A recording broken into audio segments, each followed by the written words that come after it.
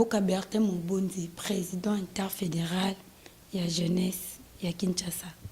Bande kwa na Sport TV balingba yeba ba monyo na ba descente ebele bazomi tuna président Bertin bakanisa ki ko remplacer Billy ozala na mais bazo mona yo ozo continuer toujours koleka na musalo Billy asalaki.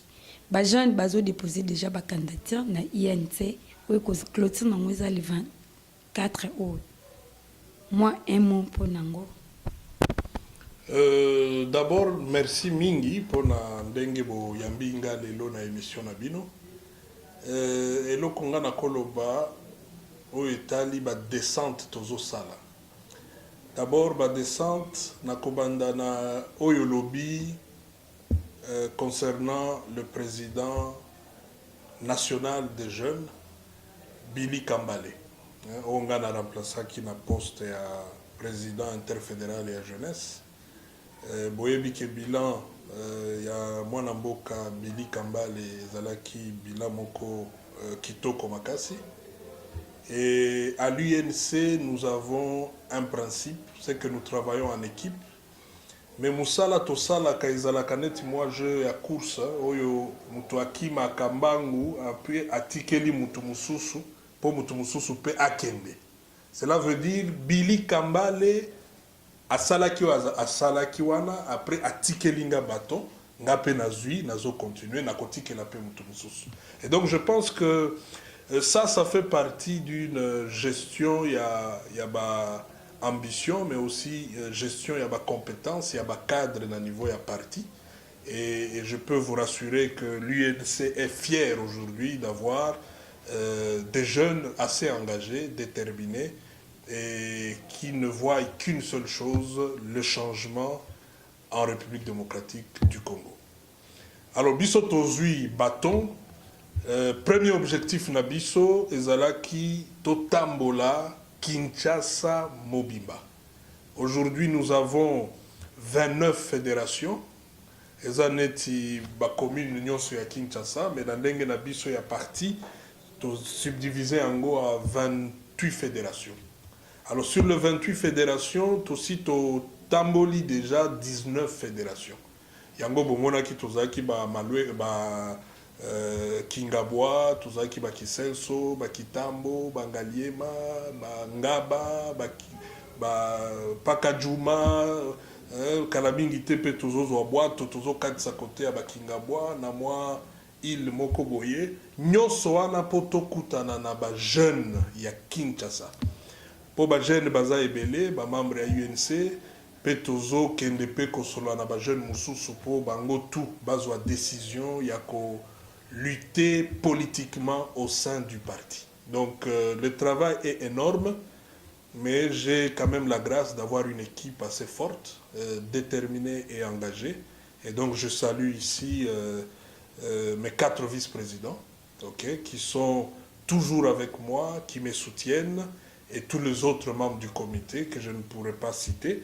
Mais c'est un travail d'équipe, et tout ce qui est en train d'être fait en termes de résultats, c'est un résultat de l'équipe. Et donc, wana eza lokumu mingi, pe tozo salango na détermination makasi, po buntu oto koya kotike la pe nenge président Billy atike la kibiso, akuta quand même que Moussala et Salemaki yepe azwa moi courage et à chaque fois ce qui a lingi a baissé moi mouké atali na simalobi non na ko baissé te po oyo Billy atika ka Bertin azui place pe Bertin atike linga il faut ngape na mata pona kotike la mutu mususu. Mwana mboka Bertin baltu bazomi tuna bayeba ba depa candidature ezoleka bazoka Bertin zolobate et le côté Bertin akozala candidat député ya circonscription nini. Na minito yo détermination na biso pe combat otozo mené eza mibale. Combat ya liboso élection il faut ezala au 23 décembre 2018. Combat ya mibale tozo lutter pour que to positionner candidat na biso. Président national Vital Kamerhe. Nyonso tozo sala ngo na objectif wana. C'est vrai à partir du 24 dépôt ya ba candidature ya ba députés provinciaux Zobanda. Je pense que que les gens soient apaisés. Au 24, nazo pesa au rendez-vous, na ebi ke yo ozala kawana toujours pour na couvrir. Donc ça là va dépôt na biso officiellement et batunyo so bakoyeba quelle sera notre position par rapport soit à la députation provinciale, soit à la députation nationale. Président Bertrand, oyebi déjà ba bitumba ba bundaka ngo l'équipe mibale. Mais si siko bino opposant ozo bunga nzela. Bozo bongisa ba terrain nini bokobetela bale mais muto bokobeta na bale si siko boyebi ete bozo lobela ngo lisusu te problème na bino ko minanga. Donc eza lokola ba joueur bazo bongisa terrain ni bakobeta bale mais au lieu ko bongisa équipe nini bokobeta boyebi déjà to beta na équipe o ata terrain ye oyo mais eza déjà équipe si siko bobungisi na bakinois Congolais en général, opposition message nako l'exalelo et pas bakinois, il faut bakinois bayeba que makambo kobunga ezate. Tozo bunda po élection ezala. Ezana batu mususu pe bazo bunda pe élection ezalate. Wana eza eloko ya liboso. Soki pe élection ekozala, il faut ezala élection moko kitoko otoko sala na ndenge ya bien yango bomoni neti makambo ya ba machine a tricher wana biso tolobi toboyi machine wana po toyebi makambo nini bazo préparer sima ya machine. Donc la lutte que nous menons aujourd'hui est d'abord ya ko se rassurer que élection ekozala au 24 décembre 2018 et puis élection ana peso qui est salemi ezala élection malamu. Makambo nyonso elekana kimia population epona banani oyo bakokamba mboka na biso. Ça c'est la première chose. La deuxième chose, je ne pense pas que ça soit très important à ce stade. Oyebi population na biso eza na souffrance makasi.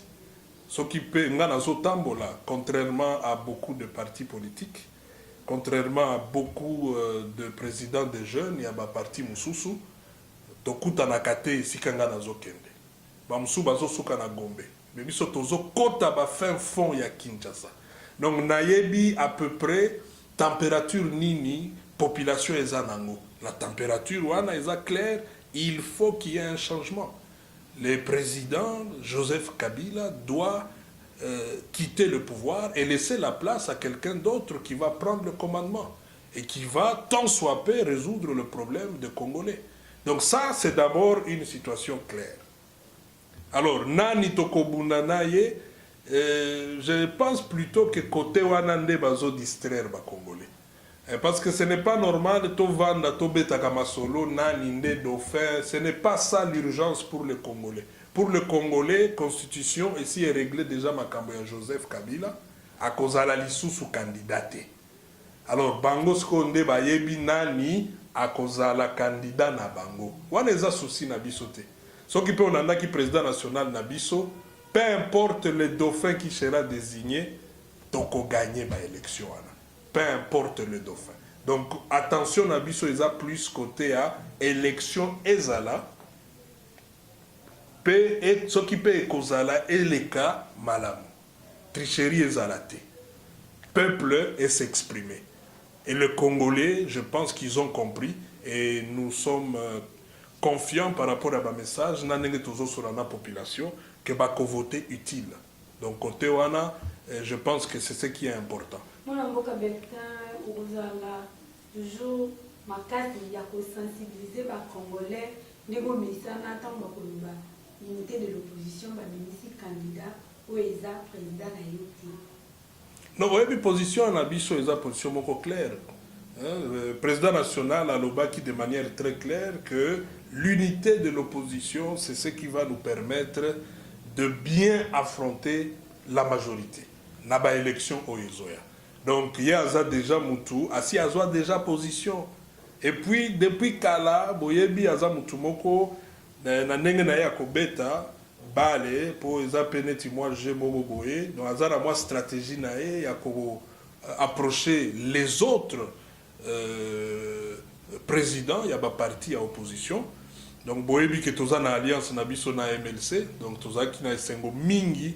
D'ailleurs tozo préparé moi réunion na ba jeune tokuta na bandeko na biso ya ba jeune ya MLC pour te exprimer la joie que nous avions nous en tant que jeunes de l'UNC ville de Kinshasa d'apprendre la libération du président Jean-Pierre Bemba. Donc bref, les alliances se font. Et je pense que l'objectif pour le parti et pour le président national Nabiso est de mettre tout le monde ensemble pour que Tokende Lomo. Ça, c'est l'objectif. Alors, du reste, Biso Tozo Bundakaka. Parce que, entre-temps, nous allons organiser le congrès. C'est pour positionner notre président et le plébisciter comme candidat de l'UNC. Et nous n'hésiterons pas de mobiliser à chaque fois que c'est nécessaire. Je crois que Bomonaki, lobby, Tokedaki na Unikin, et Sigawapi président Nabiso Azaki invité, na cérémonie il a dévoilé buste il y a Oyo Ndeko Nabiso, Monseigneur Oya Tongaki Unikin, mais na histoire il y a ba politicien, Kokoma na Unikin, nano esalemate, eloko esalemaki wana. Attention, il y a des étudiants qui orientés vers le président national Vital Kamerhe. Et le message était clair. Le message était clair, Yohana Kamerhe est président. Et donc, je pense qu'il y a encore un grand travail à faire. Nous continuons à le faire.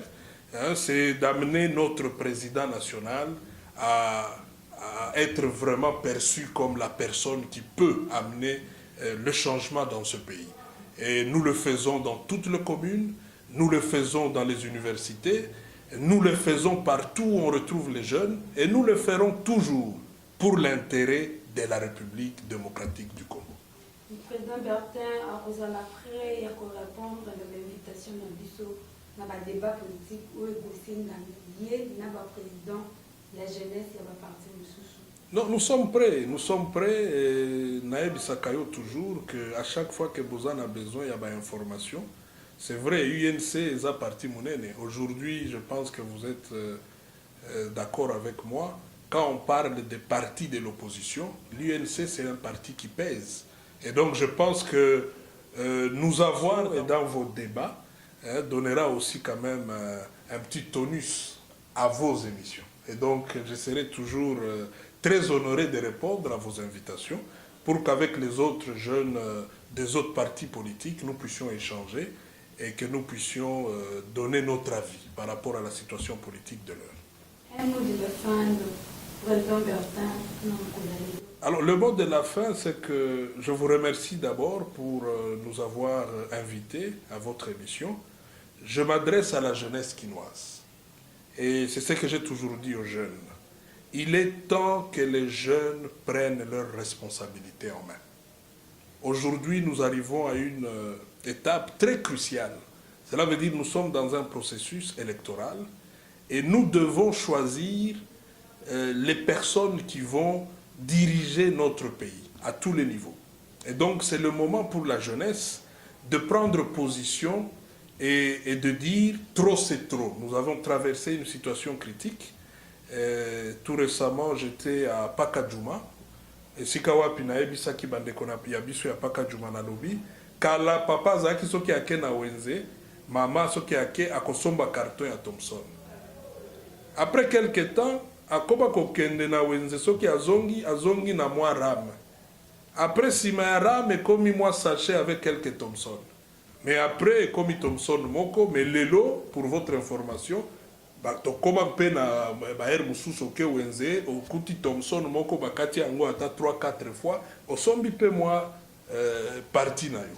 Donc, elakisi place nini to utaki na place nini to komi lelo. Sans parler tout ce qui est pasi ya ko zwa transport, pasi ya kofuta ndako, pasi ya kolei sabana, pasi ya kofuta minerval, pasi ya kozwa ba soin soki obeli.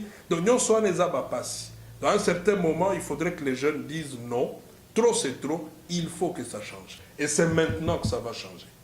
Et pour le cas de mon parti politique, et pour le cas de mon président national, je pense que faire le choix d'être membre du parti dans lequel je suis l'Union pour la nation congolaise serait le bon choix. Et le président national aujourd'hui, comme je l'ai toujours dit, c'est le meilleur produit que nous avons sur le marché. C'est le meilleur candidat, président de la République. Et nous allons lutter ensemble avec toute la jeunesse de Kinshasa pour que nous puissions triompher. C'est moi qui vous remercie. Mbote, maman. C'est le porte-parole adjoint Parti Nabiso ezali malamu na mokonzi nango honorable président Vital Kamerhe yepe azali malamu nzambe azosunga tozo continuer combat pona ko tombola ekolo na biso.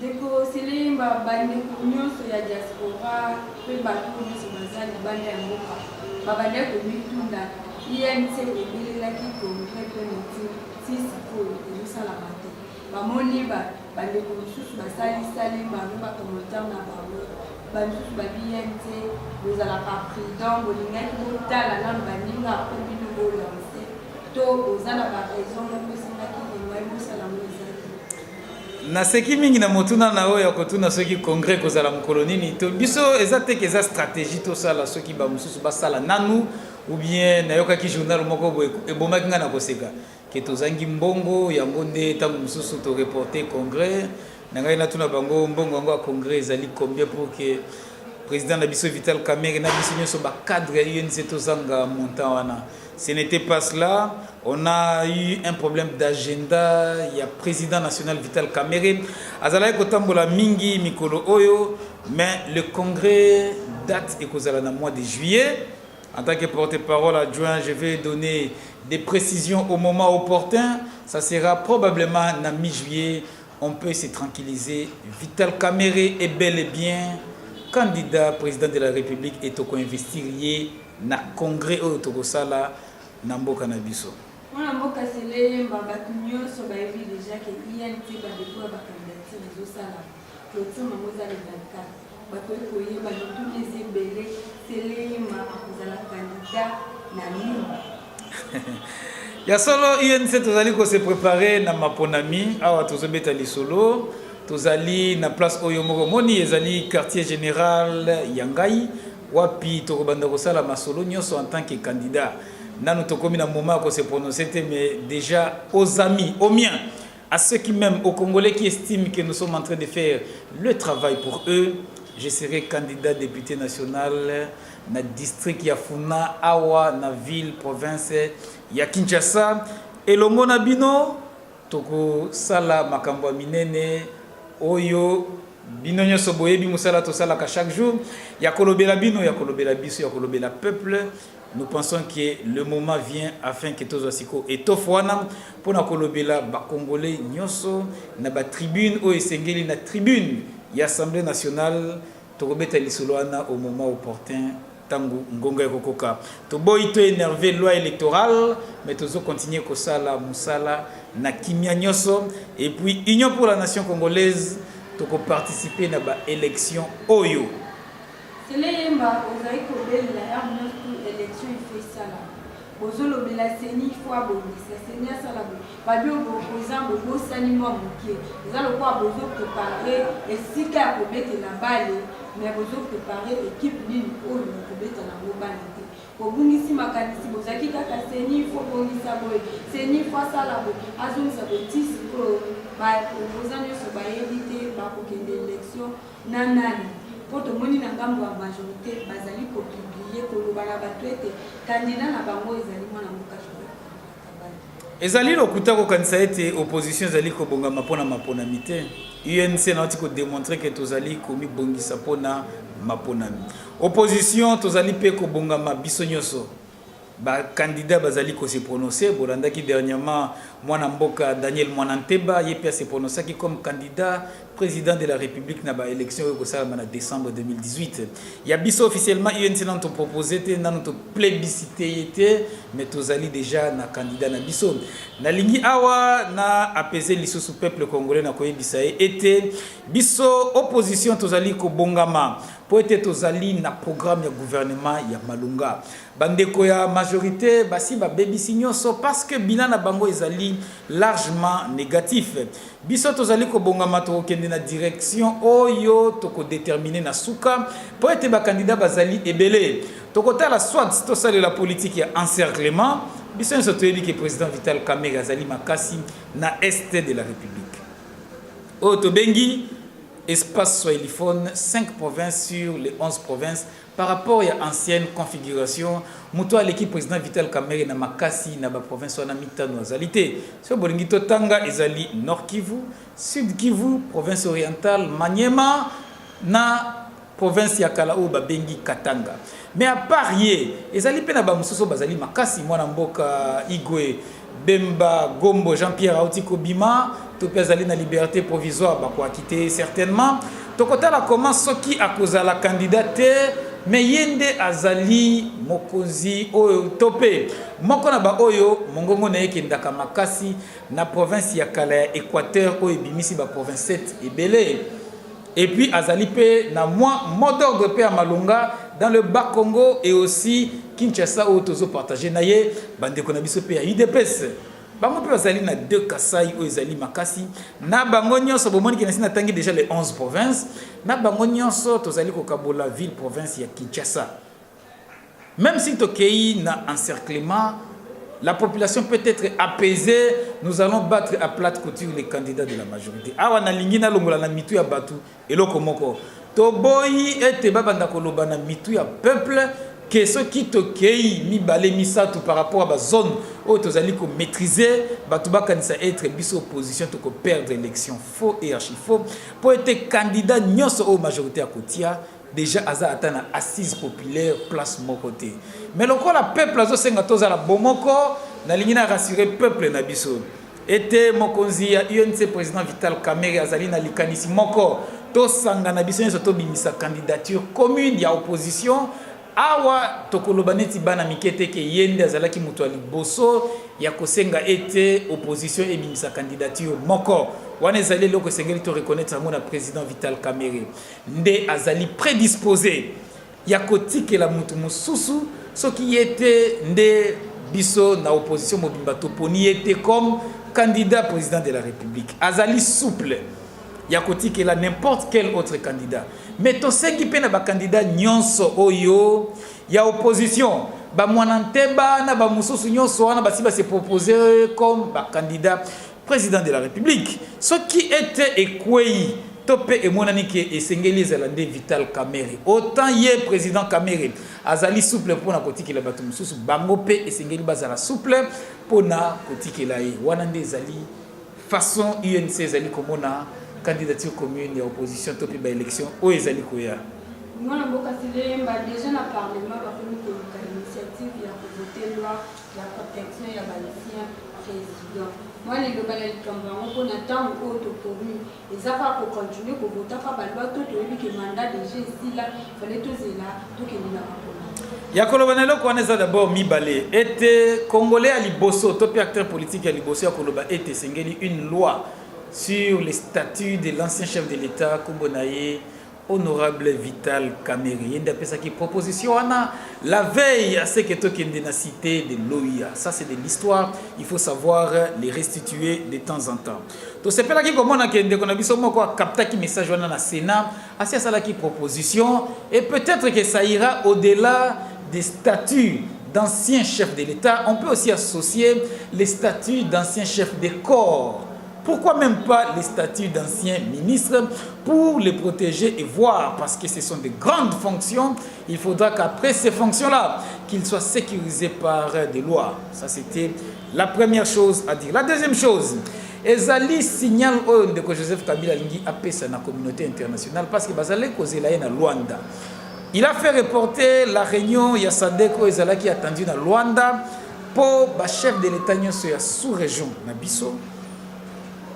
Bazali kosenga na ye apesa ba signaux clairs qui a causé la liste sous candidaté qui a faire organiser ba élection au 23 décembre 2018 ndebo moni alingi asala eloko wana ya statut ya topé loi portant statut ya ancien chef de l'État biso UNC tozali na esengo ko mona eloko wana ko salema metolobi boy na ba député na biso ici il n'est pas question ya ko sala ete on dirait nyoso oyo mutu asalaki en tant que chef de l'État ya malamu tokobeta maboko oyo ezali pardonnable et acceptable tokobeta.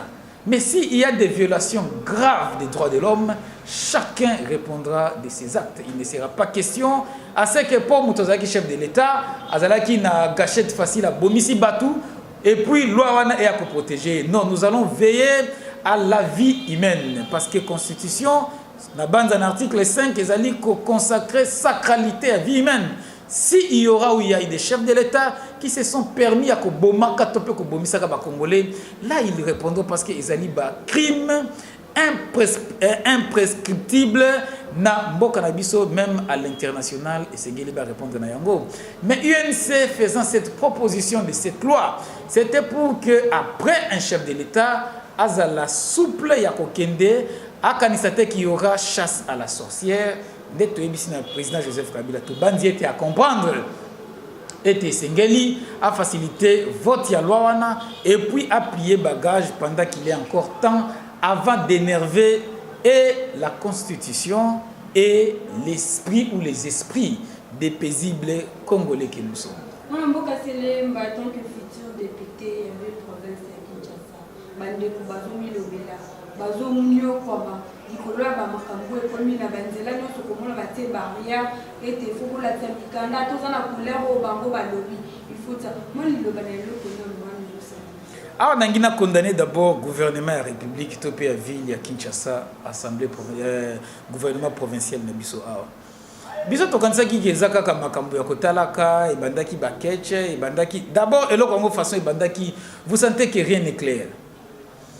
Une semaine avant, c'est le numéro 1 de la police de la ville de Kinshasa qui dit qu'il faut contrôler les véhicules appelés communément ketch. Donc quand c'est qu'ils contrôlent batala nani azome mailo kwa mabenini na kati ya mutuka na ye. Après tu vois que makambo peinture ya ba ketch. Après tu vois que comme oh kende boye zonga boye. Mais nous avons compris que tout ça c'est pour vouloir surchauffer les esprits des Congolais parce que ba barrière ngo zo salama na moi ezo kende tina butu et loko pe bazo kanga bazo mona ezo mona na te.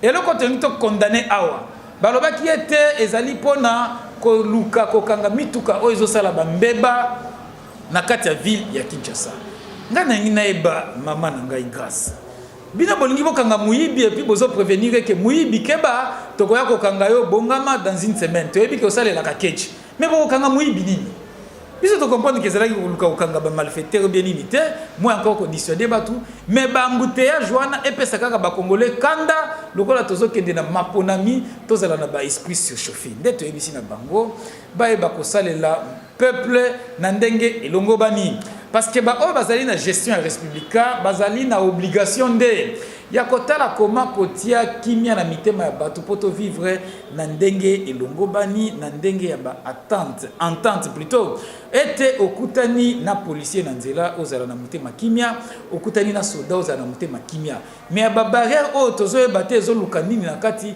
biso UNC tolobi batika makambo wana eloko ya ko ndenge to moni kotia ba peinture na ba mituka wana ezali mabete mais bazala flexible ya kotikela ba oyo bazali ba taximen parce que tobo sanate l'état congolais en soi n'a même pas de voitures taxi, nous ne parlons pas de taxibus.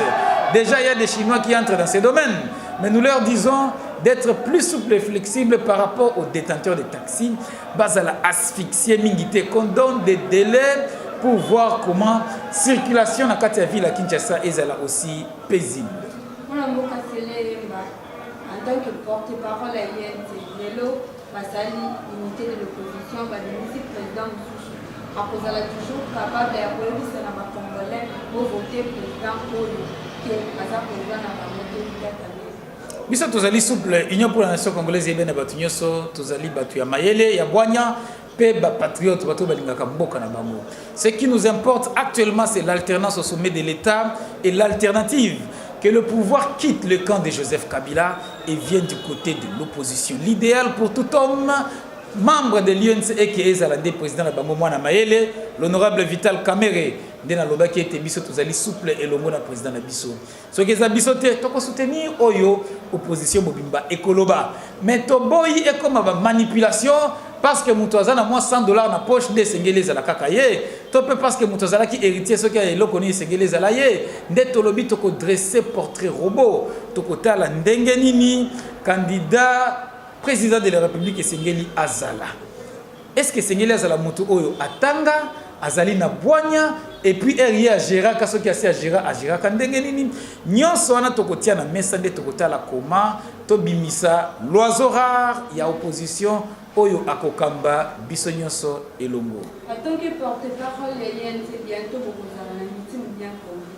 Ceux qui m'ont dit que bazan pour ça pour ça la adhésion plutôt ba parti mususu o na ministre ba ngai ba di malukwa ben indépendant tellement loi qui peut permettre ba mo discuter ba ko ya ndenge ni na INC ba ko ba c'est exact que la loi est péquisi batubasa la ba indépendant, mais la loi est très sévère envers les indépendants qui doivent atteindre au minimum la moitié des expressions, des suffrages valablement exprimés dans cette circonscription ou dans des circonscriptions à plus d'un siège.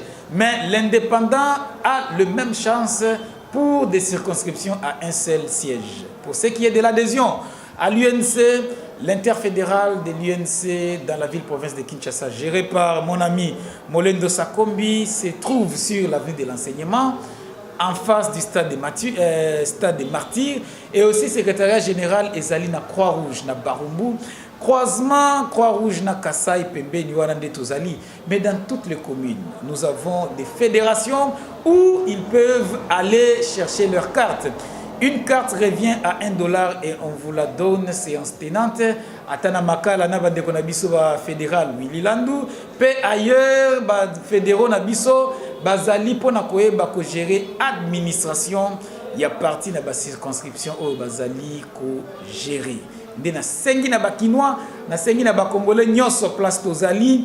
Dans toutes les provinces, nous avons des interfédérations. Wapi, bakarte Tozali disponibles et même en dehors de nos frontières et même en dehors de notre continent, l'UNC est suffisamment représenté. Il suffit de voir sur les réseaux sociaux, même sur Facebook, vous pouvez poser des questions et vous aurez les adresses de toutes les représentations de l'UNC dans presque tous les pays du monde.